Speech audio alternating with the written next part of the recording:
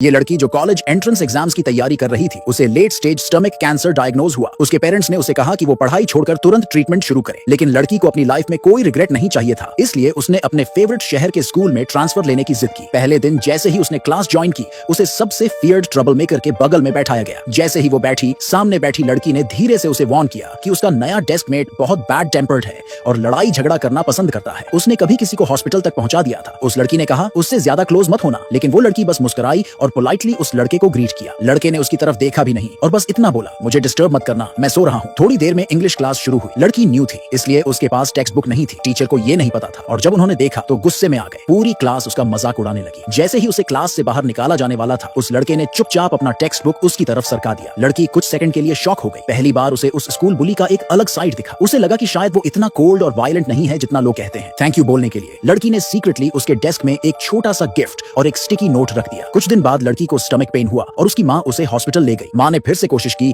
कि वो स्कूल छोड़ दे, लेकिन लड़की हर एक स्टडी मोमेंट को चेरिश करती थी। बैकपैक लेकर वो फिर से स्कूल वापस जाने लगी। रास्ते में उसने उस लड़के को देखा जैसे वो किसी को बुली कर रहा हो। वो फिर से कंफ्यूज हो गई और उसका इंप्रेशन थोड़ा नेगेटिव हो गया। लेकिन क्लास के बाद वही लड़की जिसे सपोजिटली बुली किया जा रहा था, उस लड़की के पास आई और बोली कि वो उस लड़के को मिल्क देना चाहती है और थैंक यू भी बोलना चाहती है। तब जाकर उसे रियलाइज हुआ कि उसने उसे गलत समझा था। वो लड़का किसी को बुली नहीं कर रहा था, वो किसी के लिए स्टैंड ले रहा था। दूसरी लड़की ने जबरदस्ती दूध उसकी हाथ में पकड़ा दिया तो उसके पास कोई ऑप्शन नहीं था, उसे वो मिल्क उस लड़के को देना ही पड़ा। लेकिन जल्दी ही उस लड़के की एडमायरर को इसके बारे में पता चल गया और वो लड़की के पास आकर उसको पब्लिकली धमकाने लगी। उसने साफ बोल दिया कि लड़के से दूर रहो। लड़की सडन थ्रेट से शॉक में आ गई, लेकिन फिर भी चुपचाप हाँ कर दी। उसे ये नहीं पता था कि लड़के ने ये सब देख लिया था। जब उसे पता चला कि उसकी एडमायरर ने उस लड़की को कॉर्नर किया था, तो उसे लगा कहीं वो हर्ट ना हो गई हो। वो तुरंत उसे देखने भागा और तभी उसकी नजर लड़की की आर्म पर पड़े ब्रूजेस पर पड़ी। उसने समझा कि ये ब्रूजेस एडमायरर ने मारे हैं। वो सीधा कैफेटेरिया में घुसा और सबके सामने उस एडमायरर को वार्निंग दे दी कि लड़की से दूर रहो। उसे ये नहीं पता था कि वो ब्रूजेस असल में लड़की ने खुद बनाए थे